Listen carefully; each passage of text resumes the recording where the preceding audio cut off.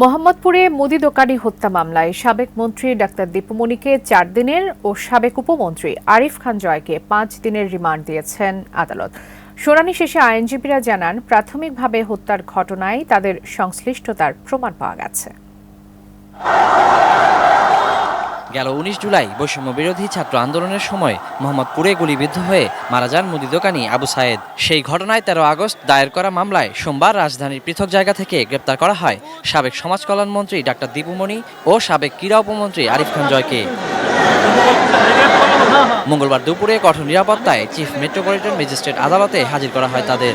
অধিকতর তদন্তের জন্য ১০ দিনের রিমান্ড আবেদন করেন তদন্তকারী কর্মকর্তা মোহাম্মদপুর থানার পরিদর্শক তোফাজ্জল হোসেন। উভয় পক্ষের শুনানি শেষে ডাক্তার দীপুমণির ৪ দিন ও আরিফ খান জয়ের ৫ দিনের রিমান্ড মঞ্জুর করেন আদালত।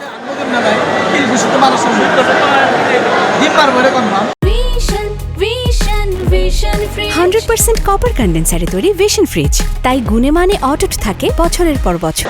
উভয় পক্ষের শুনানির অন্তে গুণাগুণের উপর ভিত্তি করে বিজ্ঞ আদালত অধিকতর তদন্তের জন্য এই আসামিদেরকে আরও অধিক জিজ্ঞাসাবাদ করার জন্য তদন্তকর্মী কর্মকর্তার আবেদন মঞ্জুর করেন এবং ১ নম্বর আসামি দীপুমণি মহিলা হওয়ার কারণে তাকে ৪ দিন রিমান্ড দেওয়া হয় এবং আরিফুর রহমান জয় তাকে ৫ দিন রিমান্ড মঞ্জুর করা হয়।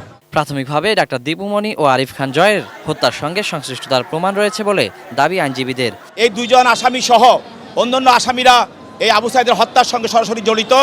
তদন্তের প্রাথমিক তদন্তে এই আসামিদের এই মামলা হত্যার সঙ্গে সংশ্লিষ্টতা পাওয়া গিয়েছে। Waliul Sakib, ATN News, Dhaka.